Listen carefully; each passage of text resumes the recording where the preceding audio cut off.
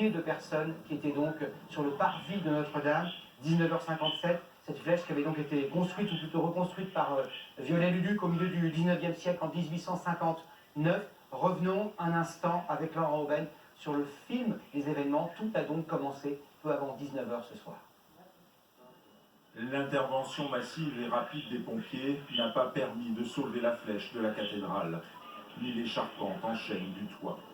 Peu avant 20h, et alors que l'incendie s'est déclaré depuis 1h30, la flèche s'est effondrée et la toiture brûle encore.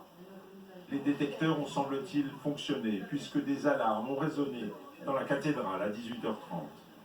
Le personnel a rapidement procédé à l'évacuation des 1000 ou 2000 personnes qui se trouvaient à cet instant dans l'édifice. Une affluence normale à cette heure de la journée, une procédure qui s'est déroulée a priori sans incident et sans problème, fort des exercices réguliers d'évacuation qui sont pratiqués. Au-dessus des toits de Paris, l'image est terrible. L'incendie embrase une grande partie de la toiture de la cathédrale Notre-Dame. Un feu qui, selon les pompiers, aurait pris dans les combles du bâtiment, une partie de l'édifice qui est aujourd'hui en réfection. Au-dessus des flammes, une épaisse fumée jaunâtre se dégage.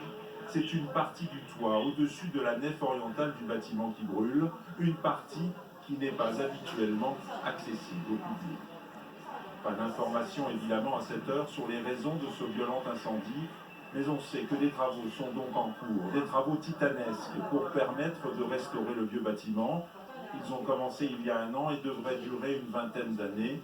La cathédrale reçoit chaque année jusqu'à 14 millions de visiteurs.